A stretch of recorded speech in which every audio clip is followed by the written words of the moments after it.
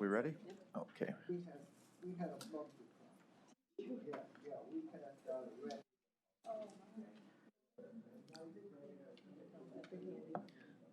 Okay, good morning, everyone. Will the clerk please call the roll? Good morning. Calling the roll for the Monday, November 1st Board of Control meeting. It is 11:02. Nan Baker. Here. Dale Miller. Here. Jim Boyle serving as an alternate for Purnell Jones. Present. Melanie Say serving as an alternate for Mike Dever. Mike Chambers serving as an alternate for Ermin Budish. Here. Lee Tucker serving as an alternate for the fiscal officer. Here. Catherine Takacha. Here. We have a quorum. Okay, thank you. Next on our agenda is the review of the minutes. I will make a motion to approve the October 25th meeting minutes. Do I have a second? Second. Seconded by Mr. Boyle. All in favor say aye. Aye. Opposed? The minutes are approved. Do we have any public comment? No public comment. Okay, well then let's move on to our first item, please.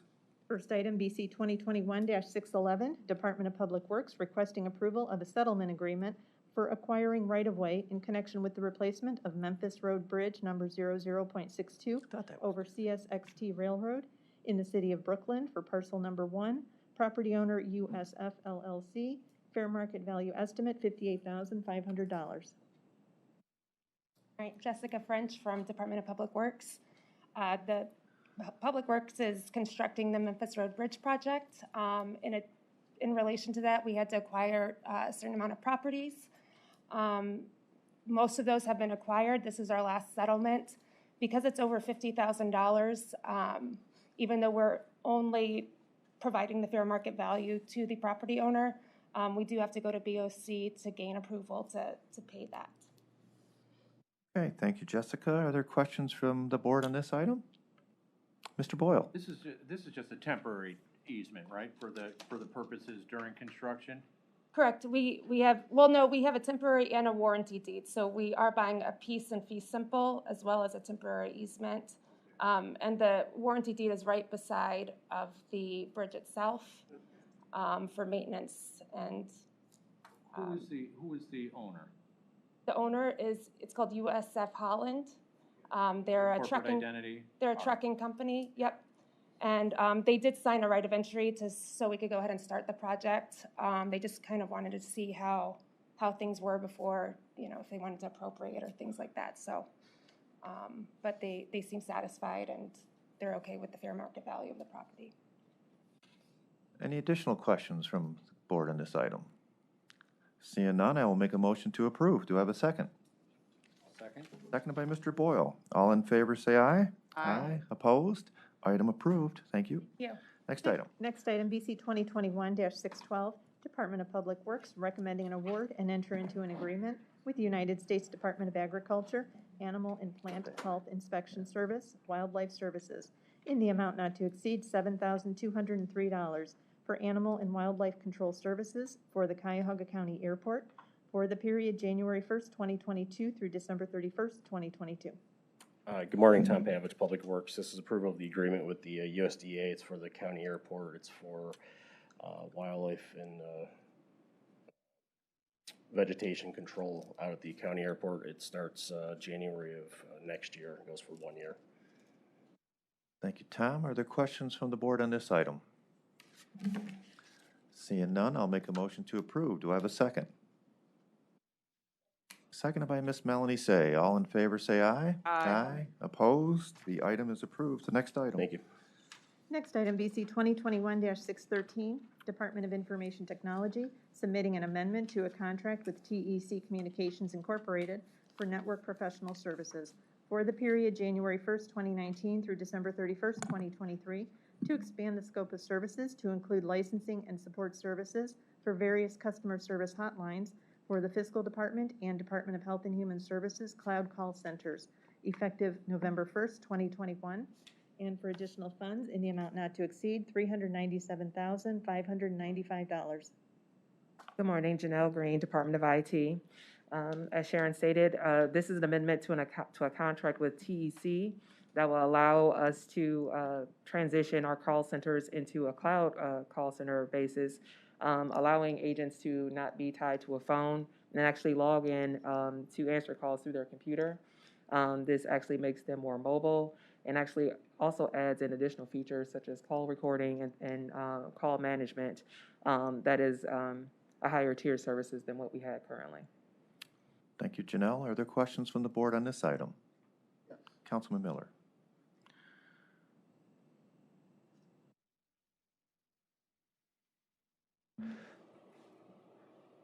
So it appears that you're extending, it looks like you're not extending the contract, but you're just expanding the scope of services. Is that correct? That is correct. And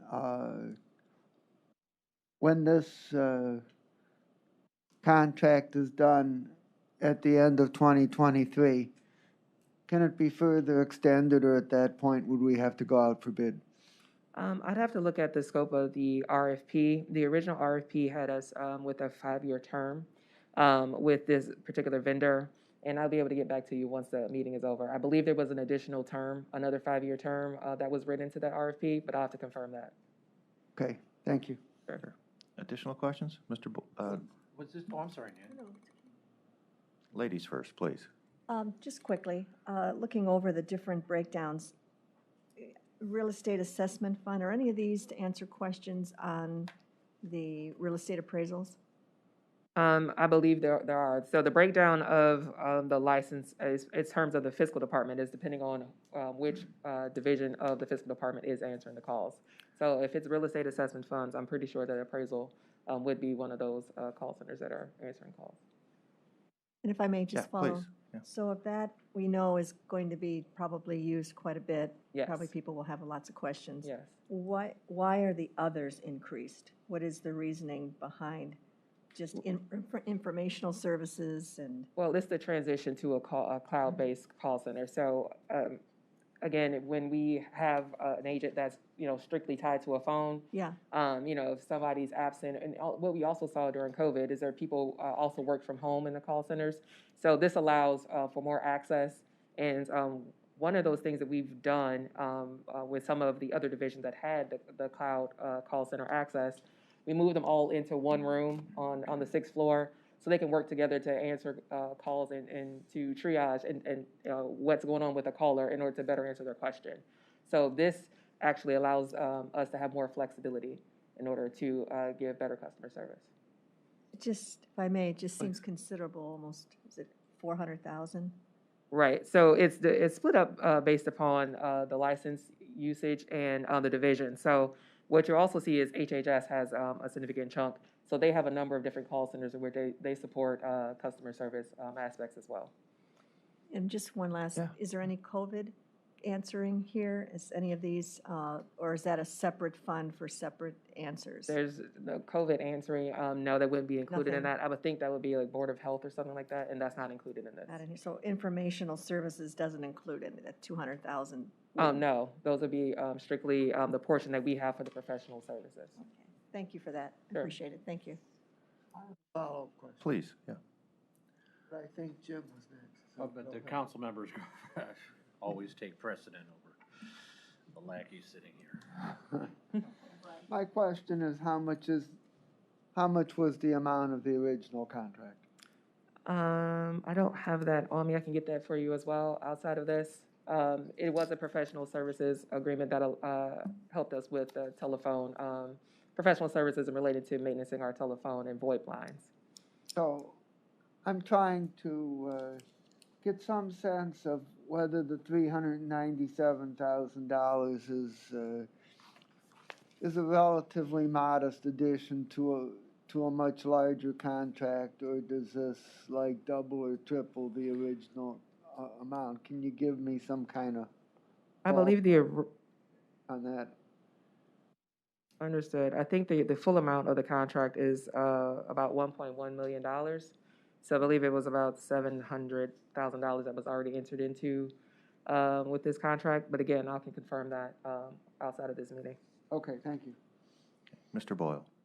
And Dale, just to follow up on that, I had asked Janelle previously when TEC had come through for a listing of their contract, so I have that information. I think you already forwarded that to me, Janelle, Okay. so I'll just forward that Sure. on. What is do you know the date of and I apologize, what is the date of this original contract?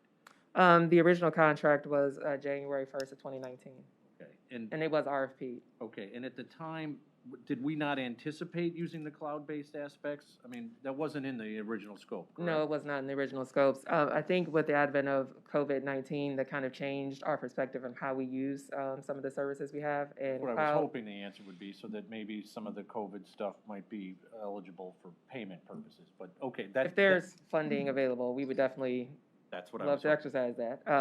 But, That's we what have I to was see what that is.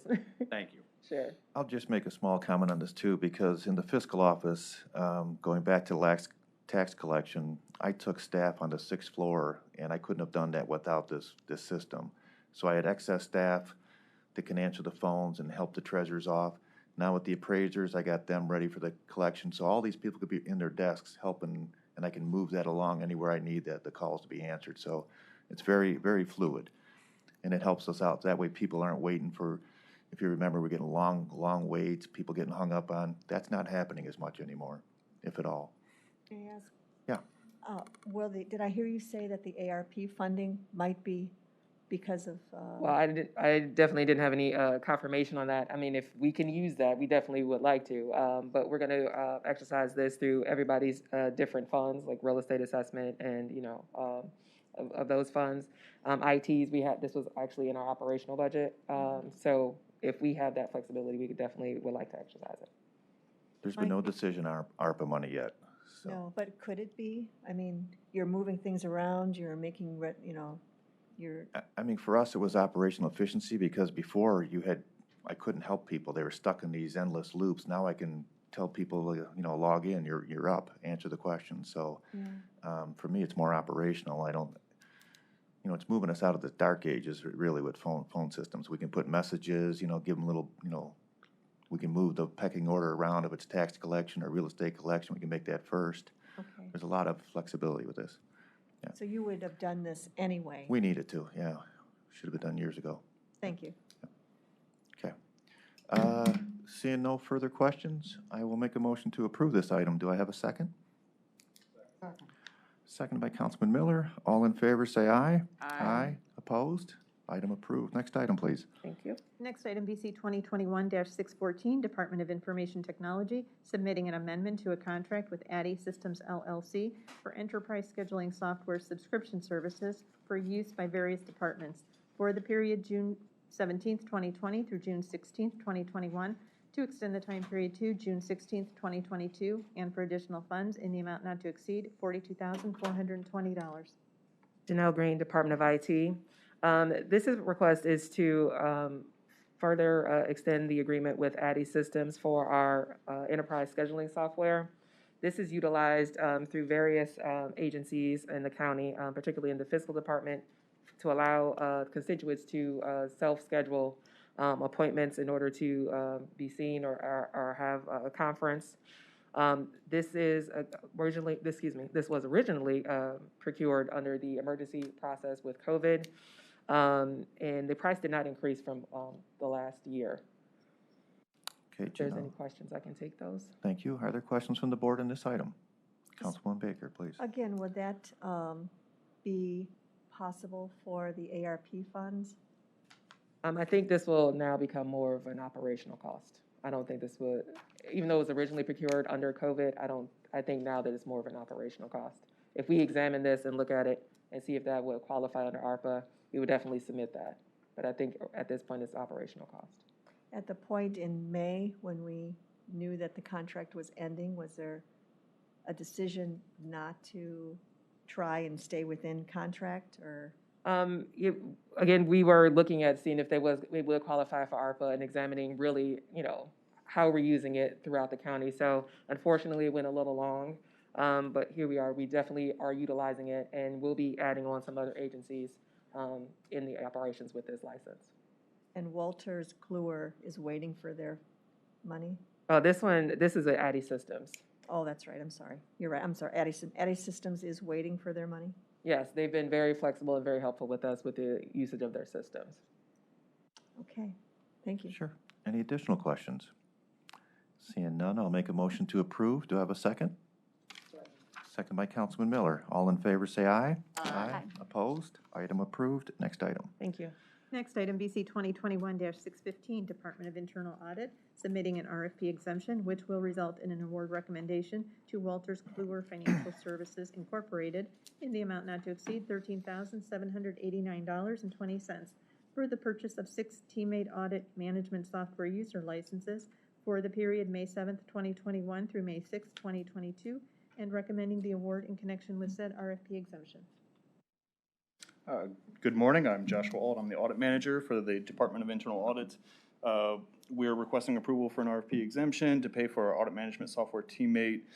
Teammate's been used in our department since 2013 as an effective way to manage and document our entire audit workflow, which is a requirement of professional standards.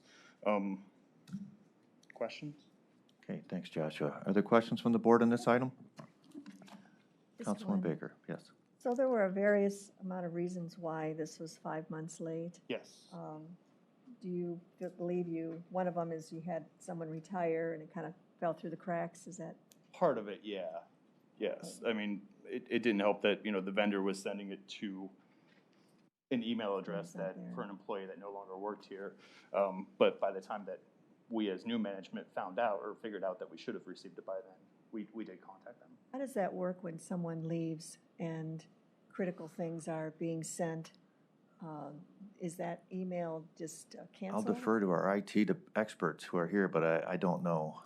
If someone leaves, Andy, what happens to the email account? Do we shut it down? Shut it down. Yeah, So why so- wasn't this one shut down?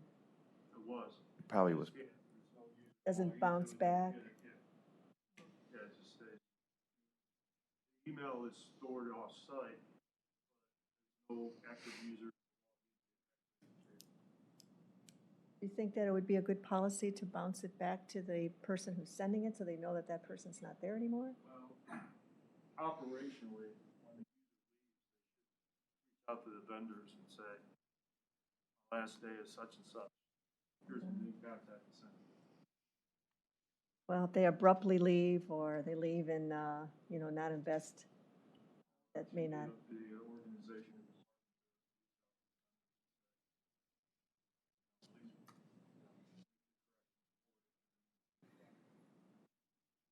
Okay, I mean, this was not life and death, but I mean, it could be some pretty critical people that leave that may not get to you until.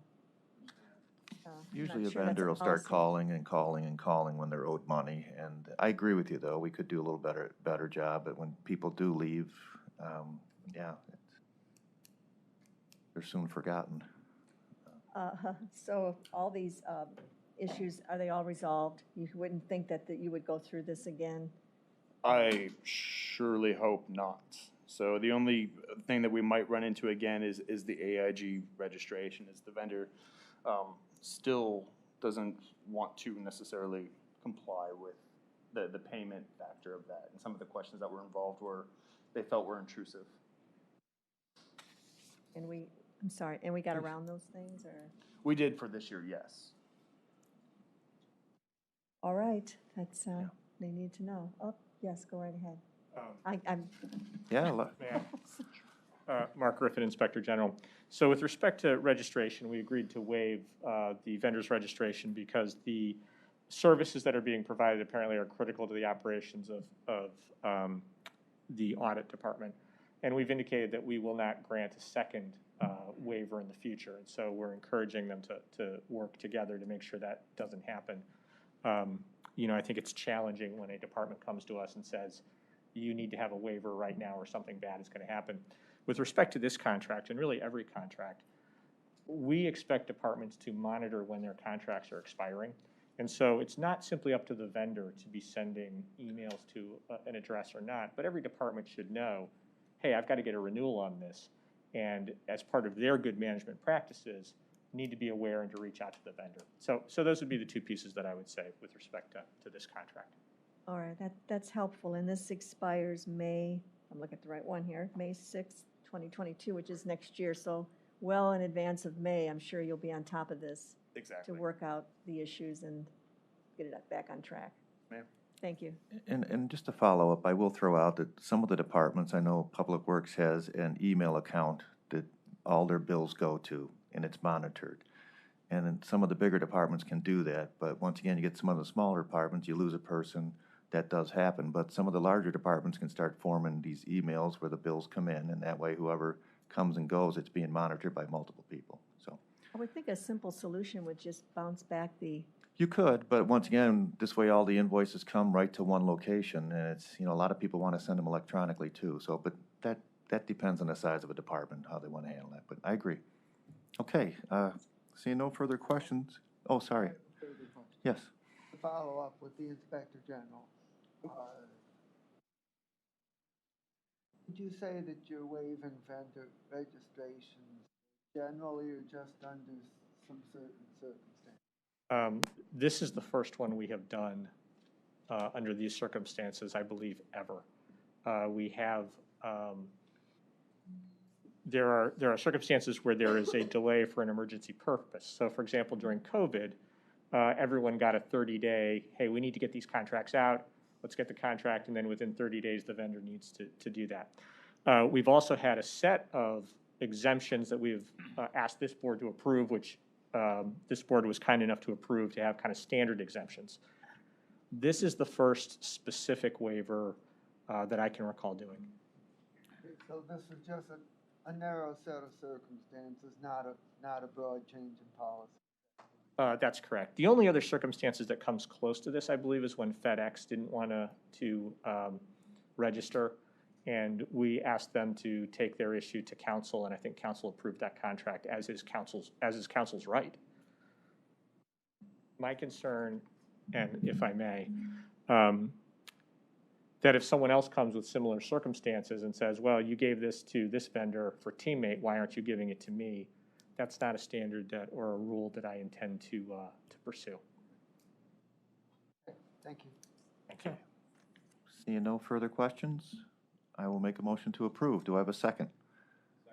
Seconded by Mr. Boyle. All in favor, say aye. Aye. Opposed? Item approved. Next item. Next item, BC 2021-616, Court of Common Pleas Juvenile Court Division, submitting an amendment to a contract with Case Western Reserve University on behalf of the Begun Center for Violence Prevention at the Mandel School of Applied Social Sciences for the provision of 5 half-day training sessions entitled Trauma and Resilience, Understanding the Impact of Trauma and the Power of Resilience, and Technical Assistance for Court Staff for the period February 1st, 2020 through June 30th, 2021, to extend the time period to June 30th, 2022, and for additional funds in the amount not to exceed $5,500. Good morning, Sarah Baker with Juvenile Court. This is an amendment to our contract with Case Western Reserve University, who provides trauma-specific training for our judges, magistrates, and some of our other specialized court staff. So they will do trainings. We'll work with them on some of the trainer type staff trainings, as well as any booster trainings. This is funded through our reclaim grant, so that's part of, well, that is the reason for the lateness of this contract. So if you have any questions, I'm here to answer them. Thank you, Sarah. Are there questions? I was going to ask about the lateness, but I assumed that that was it, and so I held the question. Thank you. Read your mind. Yep. And the next one, too. Any additional questions? Seeing none, I'll make a motion to approve. Do I have a second? I'll second. Seconded by Councilwoman Baker. All in favor, say aye. Aye. Opposed? Item approved. Next item.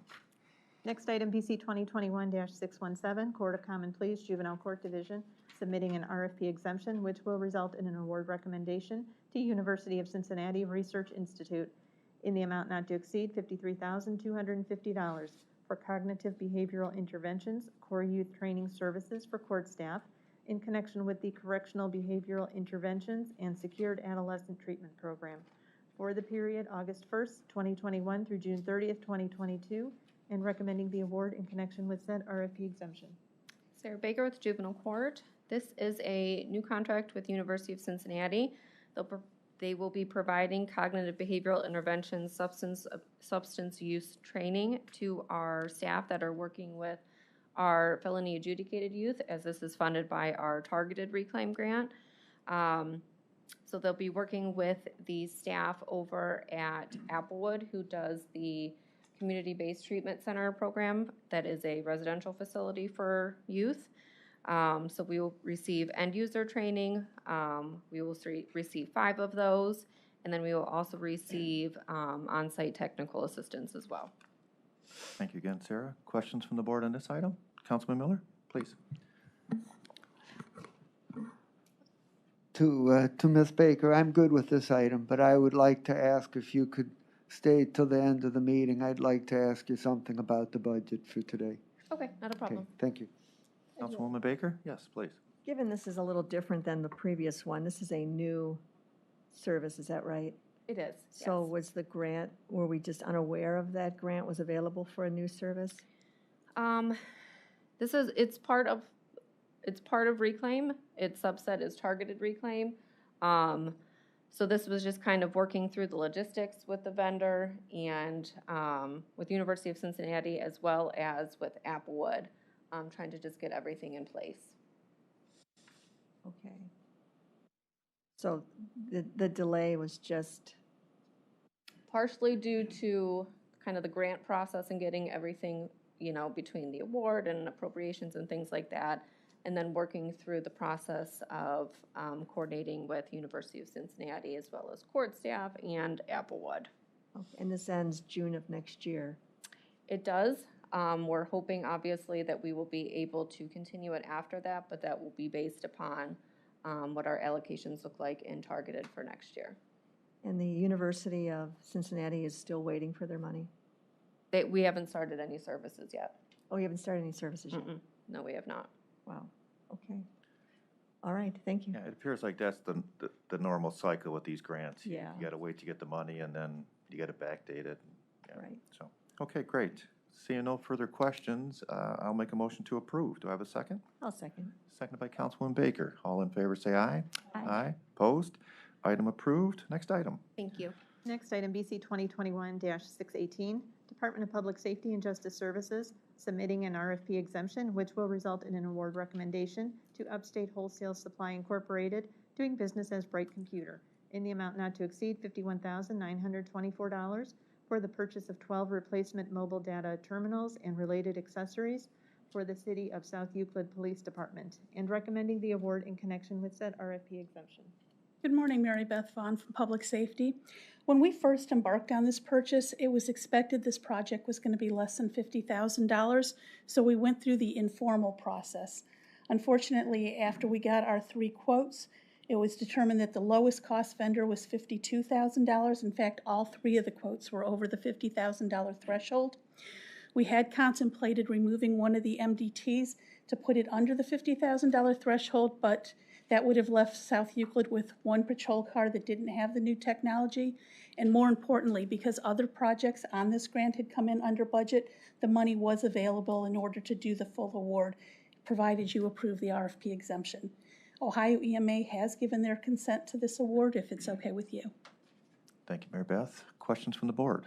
Councilman Miller? Oh, sorry. Just quickly, you made the right decision, so I'm glad you came and got what you needed instead of trying to get under the threshold. Okay. Was there any delay just in, moving over 50,000, has it caused any delay in approval and implementation or anything else from the end users, from the? No, it's probably delayed the purchase maybe by a week or so, just as we were going back and forth deciding what the options were. So close, too. You were almost there. Yes. Okay, seeing no further questions, I will make a motion to approve. Do I have a second? I'll second. Seconded by Councilwoman Baker. All in favor, say aye. Aye. Opposed? Item approved. Next item. Next item, BC 2021-619, Department of Public Safety and Justice Services, recommending an award and enter into a contract with Vasu Communications Incorporated in the amount not to exceed $13,500 for maintenance and repair of mutual aid box alarm system equipment and associated tower services located at 4300 Robert Bishop Drive, Village of Highland Hills, for the period January 1st, 2022 through December 31st, 2023. We went out and solicited bids on this contract. Unfortunately, after doing it twice, we only received the 1 bid, which is from Vasu. Vasu is the current provider. There's been no change in the amount that they're going to charge us for their hourly rates for call-outs. There's just a slight increase in the maintenance calls that they'll do. And those increased by $70. It's $140 a year. Okay, Mary Beth, thank you again. Questions from the board? Seeing none, we'll make a motion to approve. Do I have a second? Second. Second by Councilman Miller. All in favor, say aye. Aye. Opposed? Item approved. Thank Next you. item. Next item, BC 2021-620, Department of Health and Human Services, Community Initiatives Division, Office of Early Childhood, submitting an RFP exemption, which will result in an award recommendation to United Way of Greater Cleveland in the amount not to exceed $460,000 for implementation and administrative services for the Family Space Program for the period November 1st, 2021 through December 31st, 2023, and recommending the award in connection with said RFP exemption. Good morning, Marcos Cortez with the Division of Contracts Administration and Performance, representing Invest in Children. This, again, is a contract with United Way of Greater Cleveland for the Family Space Initiative. Despite there being an array of effective home visiting programs, there still is a great need for place-based strategy for vulnerable families located in the neighborhoods so that they are easily accessible. These family spaces will be hubs of programming, information sharing, and network building for young families with infants and young children in Cuyahoga County. There will be a play space for parents and child with age-appropriate materials, a resource area with information related to child development, early childhood services, and other relevant topics. Staffing will be done by professionals with experience in parent coaching. Thank you. Thank you, Marcos. Questions from the board on this item? Seeing none, I will make a motion to approve. Do I have a second? Seconded by Councilman Miller. All in favor, say aye. Opposed? The item is approved. Moving on to consent agenda. Moving on to consent agenda items BC 2021-621 through 624.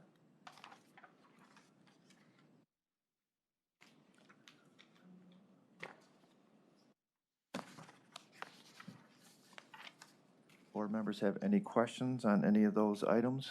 Please let me know.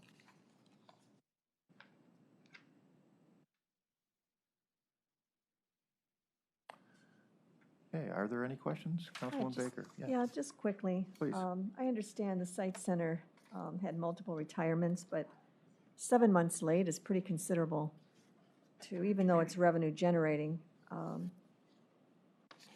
It just seems like a long time. Tom Pavich, Public Works, so that's correct. I think we had some questions ahead of time with the site center had multiple retirements. I think anything in the hospitality business last year and this year has been quite challenging, be it vending services, cafeterias, any type of food service. So there's just a mix of delays. And then this particular one, we had to get additional documents from the vendor that normally revenue generating documents we haven't had to get in the past. So that posed additional challenges with the vendors. So it was just kind of a mix of a few different things going on. But we're seeing a lot of vendors and contracts in this industry they're posing a bigger challenge than other ones. And I can understand that. Is the end of this year of 2022, do you think you'll have the same challenges, or do you think? I hope not. You know, we've established a good line of communication with the vendor, but, you know, I think anything's unforeseen, especially in this industry. We're seeing a lot of businesses come and go and fold up, but we're also seeing opportunities arise for other businesses. So we're hoping, you know, anything that's related to, you know, hospitality, food, or services, we'll see a turnaround. So Hopefully a little better than 7 months. hopefully. All right, I appreciate the answers. Thank you. Mr. Boyle? Tom, are you on 622, the Public Works for MS Consultants? I am not. Melanie, do you know the background on this one? Yeah, I'm just, can you just, what is it? I mean, what are we're extending the time, I guess? What?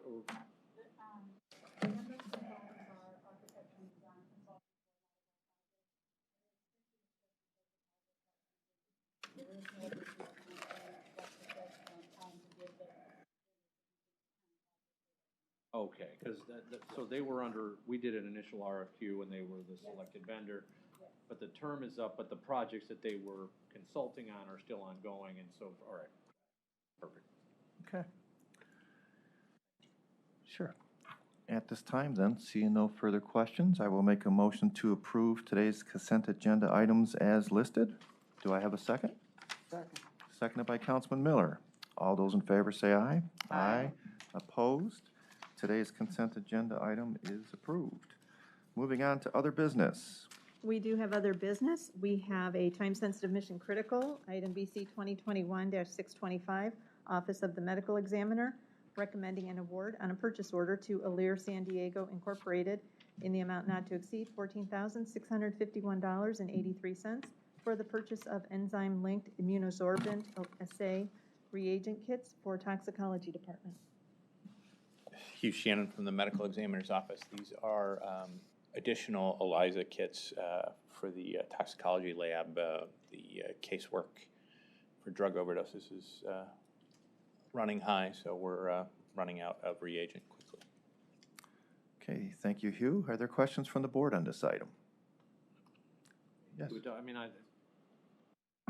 callous, but I mean, obviously the problems with the opioids, et cetera, are well documented. I mean, is there any way we can kind of get in front of these issues so that they're not get more reagents well in advance? So the reagent is not able to be kept on the shelf, so we have to get them as we need them. Okay, seeing no further questions, I will make a motion to approve this item. Do I have a second? Second by Councilman Miller. All in favor say aye. Aye. Opposed? It is approved. Next one, please. The next time-sensitive mission critical, BC 2021-626, Office of the Medical Examiner, recommending an award on a purchase order to MG Scientific Incorporated in the amount not to exceed $9,730.40 for the purchase of one replacement megafuge centrifuge for toxicology department. Hugh Shannon, Medical Examiner's Office. So we only have one operating centrifuge at the moment in the toxicology lab. One had been end of life and it needs replaced, but we had money on the Coverdale grant to cover this. Okay. Are there questions on this item from the board? Seeing no questions, I will make a motion to approve this particular item. Do I have a second? Second by Councilman Miller. All in favor, say aye. Aye. Opposed? The item is approved. Thank you. We have one more, right? And the next time-sensitive mission critical, BC 2021-627, Department of Health and Human Services, Division of Children and Family Services, recommending an award on a purchase order to Northeast Ohio Adoption Services in the amount not to exceed $24,999.99 for out-of-home care services for the period April 27th, 2021 through December 31st, 2021. Good morning. Paul Porter, Health and Human Services on behalf of the Division of Children and Family Services. This is a mission critical placement that actually goes back to April of this year. There was some confusion in the referring department at DCFS about whether we'd be able to pay for these services under the Adoption Master Agreement, which Northeast Ohio Adoption Services is party to that agreement. However, since this particular youth was being placed for residential services and not necessarily the services that are covered under the Adoption Master Agreement, we did have to go ahead and do a mission critical since Northeast Ohio Adoption Services is not under contract for residential out-of-home care. There is a goal to transition this child to an adoption placement, and this agency is one that's adept at doing so versus some of our vendors on the out-of-home care master that only specialize in residential services. Once we realized this, we went ahead and worked with DCFS to get the appropriate paperwork done so that we can pay this vendor for this residential placement versus adoption services. Thank you, Paul. Are there questions from the board on this item? Seeing no questions, I will make a motion to approve. Do I have a second? Second. Second by Councilman Miller. All in favor, say aye, please. Aye. Aye. Opposed? The item is approved. Thank you. Okay.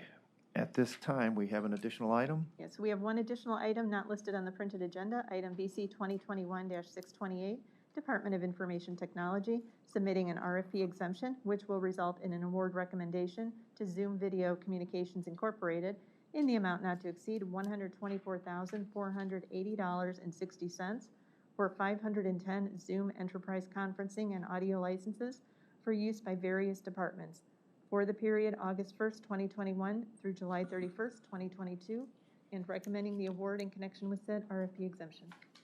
Good morning, Janelle Green, Department of IT.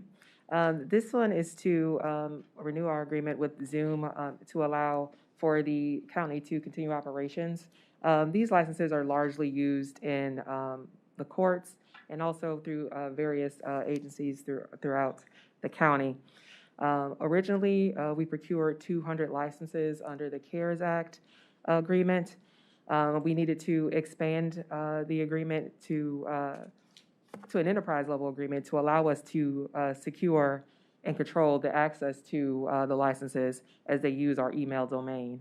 This also includes the addition of Zoom rooms, 7 of which are here in the admin building and 1 is in the Veteran Services building. When you have the meeting rooms, those licenses are used for those users in those rooms. If you have any questions, I'll be happy to answer them. Well, first off, hang tight. I'm going to have to add this to the agenda, so I'm going to make a motion to add this particular item to the agenda. Do I have a second? Second. Second by Councilman Miller. Now that it's formally added to the agenda. We need a vote. Oh, thank you. All those in favor, say aye. Aye. Aye. Opposed? The item is now added to the agenda. Are there any questions? Please, Councilman Miller. Not a question, just a comment that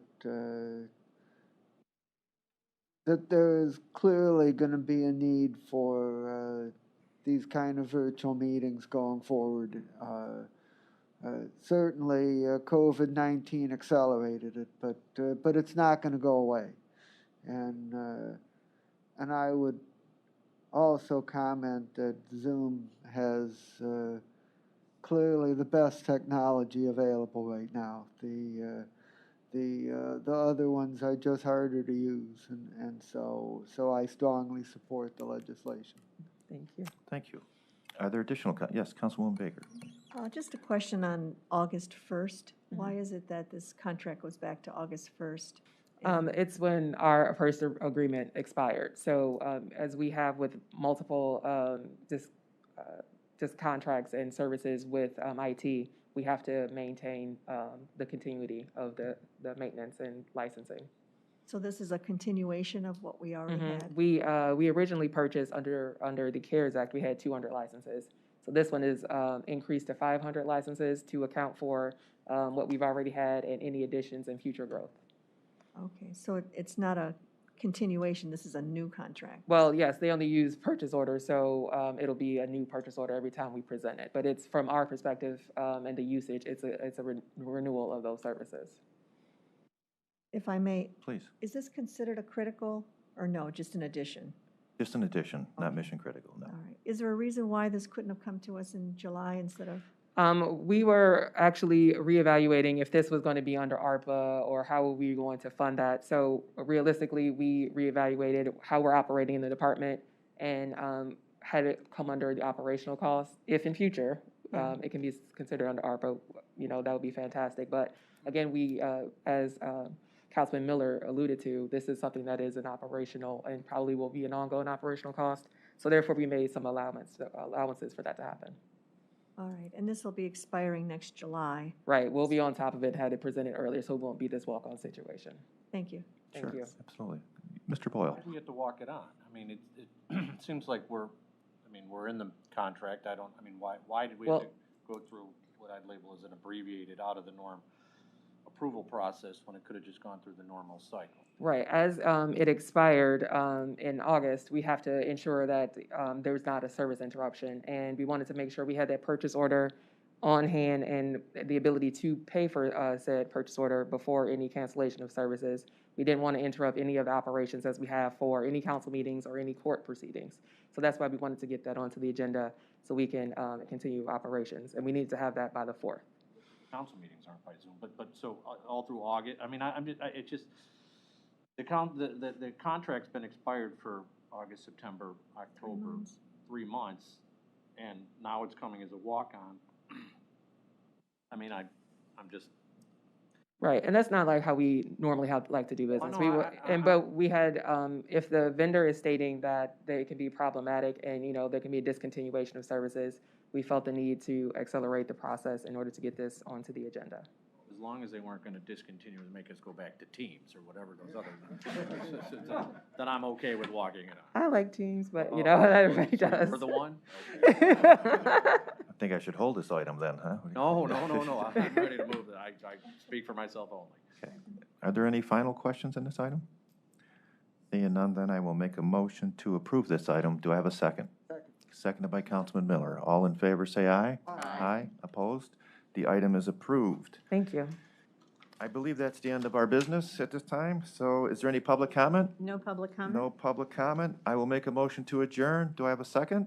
I'll send Seconded by you Councilman Miller, I believe. All in favor, say aye. Aye. Opposed? We're adjourned. Thank you.